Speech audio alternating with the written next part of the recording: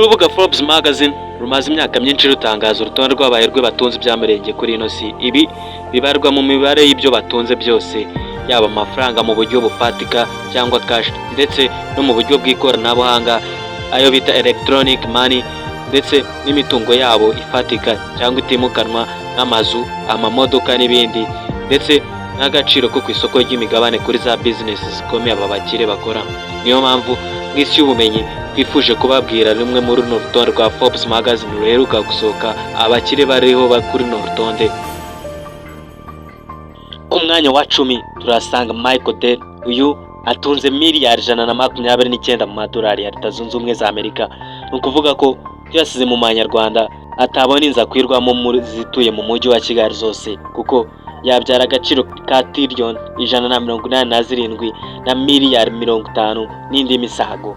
Uyu Michael Dell ni CEO cyangwa umuyobozi mukuru wa kampani ikora ibikoresho bya mudasobwa yitwa Dell Technologies, kandi afite imigabane myinshi muri Broadcom bitewe n'uko iyo kampani yaguze VMware. Kampani ya Dell yari isanzwe arimo nk'umushoramari.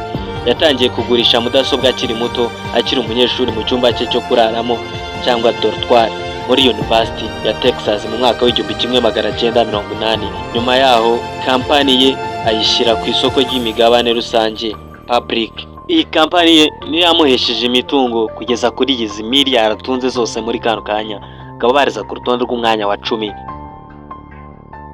Warren Edward Buffett, uyu agaragara ku rutonde rw'abaherwe ba mbere ku isi, aza ku mwanya wa 9 aho atunze miliyari 150 z'amadolari ya Leta Zunze Ubumwe za Amerika, byagera mu manyarwanda akaba angana na tiriyoni 217 na miliyari 500. Uyu Warren Buffett ni umushoramari w'umunyamerika.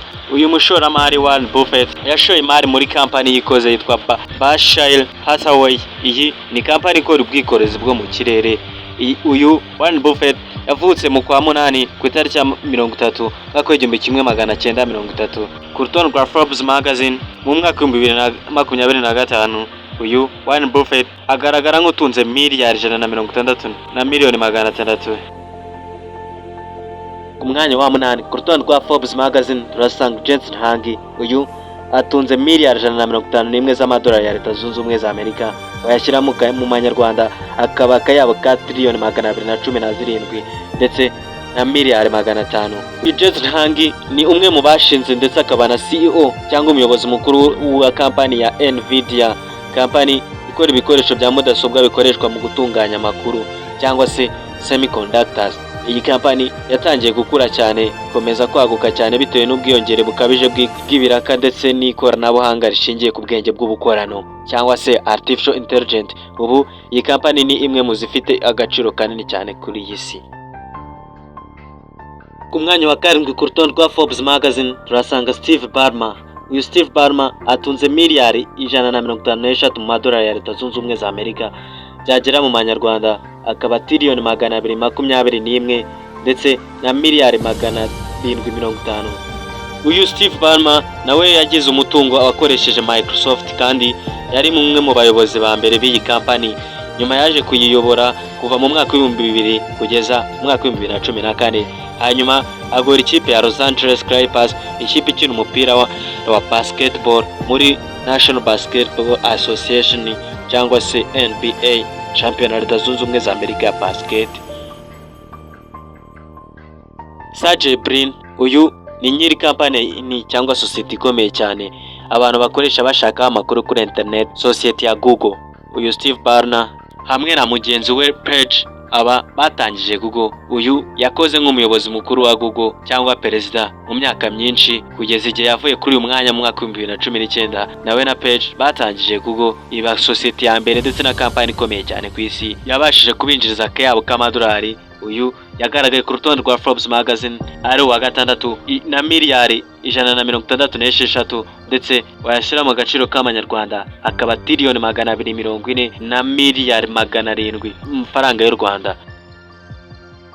Ku mwanya wa 5 turasanga Larry Page. Uyu Larry Page nawe afite uruhare runini kuko yashinganye Google, yaje guhinduka Alphabet nyuma na mugenzi we Sergey Brin. Uyu yabaye umuyobozi w'iyi kampani kuva mu mwaka w'1997 kugeza mu mwaka w'2001. Hanyuma yongera kuyobora kuva mu mwaka w'ibihumbi bibiri na cumi na rimwe kugeza mu mwaka w'ibihumbi bibiri na cumi n'icyenda. Izi kampani ikaba n'ishakiro rya mbere kuri ino si rishakirwaho amakuru menshi. Niyo kampani iyoboye izindi aba byabahesheje amahirwe yo gukurikirana ku rutonde rwa Forbes magazine, umwe ku mwanya wa gatanu undi ku mwanya wa gatandatu. Izina riri ku mwanya wa kane ni izina rizwi cyane kuko aho waba uherereye hose ukeneye kugura igikoresho mu buryo bw'ikoranabuhanga, nta yindi kampani utekereza usibye sosiyete ya Amazon. Nyirayo Jeff Bezos yabaye izina ryamenyekanye cyane nyuma y'izamuka ry'ibigo by'ikoranabuhanga rya .com mu mwaka hagati y'umwaka w'igihumbi kimwe magana cyenda mirongo icyenda n'icyenda n'umwaka w'ibihumbi bibiri, ariko ubutunzi bwe bwazamutse cyane nyuma y'ibibazo by'ubukungu bwo mu mwaka w'ibihumbi bibiri n'umunani n'umwaka w'ibihumbi bibiri n'icyenda. Mu myaka yakurikiyeho Amazon yagurishije ibikorwa byayo mu byerekeye serivisi z'ikusanyamakuru, web service, ubwikorezi, ububiko no kohereza hanze, ibyo bita logistic and shipping ndetse n'ibindi byinshi. Bezos yaguze ikinyamakuru cya Washington Post mu mwaka w'ibihumbi bibiri na cumi na gatatu ku mafaranga angana na miliyoni 250 z'amadolari ya Leta Zunze Ubumwe za Amerika, kandi yashinze kampani y'ubushakashatsi mu by'ingendo z'ikirere yitwa Blue Origin.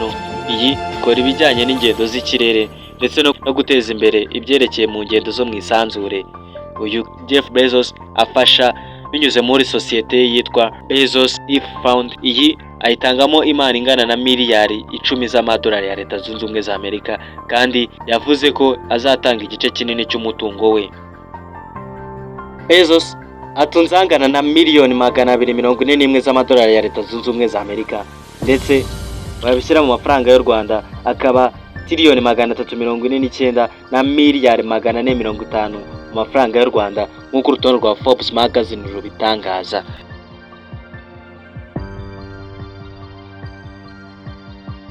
Harry Ellison aza ku mwanya wa kabiri mu batunze agatubutse kuri ino si kuko atunze miliyari 276 mu madolari ya Leta Zunze Ubumwe za Amerika. Nawe afite imyaka 81, akaba atuye muri leta ya California muri Leta Zunze Ubumwe za Amerika.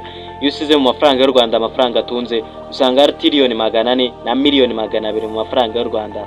Uyu Harry Ellison ni umwe mu bashinze kampani ikora porogaramu za mudasobwa yitwa Oracle, kandi yayiyoboye mu gihe cy'imyaka myinshi mbere yo kuba umuyobozi mukuru ushinzwe ikoranabuhanga n'umuyobozi mukuru w'ikirenga cyangwa executive chairman. Ellison kandi ni nyiri hafi y'ubutaka bwose bw'ikirwa cya Lanai giherereye muri leta ya Hawaii. Ubutunzi bwe bwazamutse cyane mu kwezi kwa Nzeri k'umwaka wa 2025, aho yinjije hafi miliyari 100 z'amadolari ya Leta Zunze Ubumwe za Amerika, yongera ku mutungo we w'umunsi umwe gusa. Twese iyo dukeneye kwandikirana, kureba amafoto n'amavideo, dushobora gukoresha zimwe mu mbuga zatubase na Facebook, Instagram ndetse na WhatsApp. Izi ni iz'umuherwe Mark Zuckerberg. Uyu afite imyaka 41 y'amavuko, atuye muri leta ya California muri Leta Zunze Ubumwe za Amerika. Iyo baza agaciro k'amadolari atunze usanga ari miliyari 253, wayashyira mu manyarwanda akaba tiriyoni 336 ndetse na miliyari 250 mu mafaranga y'u Rwanda. Uyu Mark Zuckerberg ni umukire ugaragara ku rutonde rwa gatatu mu bakire bato bo kuri iyi si ugaragazwa na Forbes magazine. Ni washinze kampani ya Meta Platform, kampani yahoze yitwa Facebook, kandi niwe ukiri muto kurusha abandi bose kuri runo rutonde rw'abakire. Zuckerberg yatangije Facebook akiri mu ishuri rya kaminuza ya Harvard, ayitangiriza mu cyumba cye cy'amacumbi cyo kuraramo, hanyuma ayagura byihuse kugeza ubu urubuga mpuzamahanga rukomeye cyane mu itumanaho. Ubwo dusanga ku mwanya wa mbere ni Elon Musk cyangwa Elon Musk, bitewe n'uko bivuga. Elon Musk atunze angana na miliyari 428 mu madolari ya Leta Zunze Ubumwe za Amerika, mu manyarwanda akaba kayabo ka tiriyoni 620 na miliyari 600. Elon Musk ni umwe mu bantu bazwi cyane kandi batavugwaho rumwe mu bucuruzi, ariko kitagira ubwaho impaka ni ubutunzi ku giti cye afite.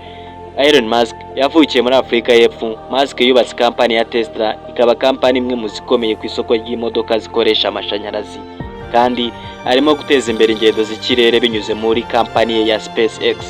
Musk yatangiye gukorera agatubutse ubwo yari umwe mu banyamigabane ba PayPal, hanyuma vuba aha agura urubuga rwa Twitter arwita X, mu mwaka ushize Musk yavuzwe cyane mu itangazamakuru mu bintu bitandukanye akora n'ibitekerezo bye bya politike, aho yaje guhuza ibitekerezo bye bya politike na Perezida Donald Trump mu matora ya perezida yo mu mwaka wa 2024 mbere yo kuba isura ya Department of Data yita ku mikorere myiza. Ubu Elon Musk niwe uyoboye urutonde rw'abakire ba mbere ku isi. Nje mwibutse ko nitwa Jonathan, iyi ni isi y'ubumenyi, bahaye ikaze mu biganiro bindi nk'ibi.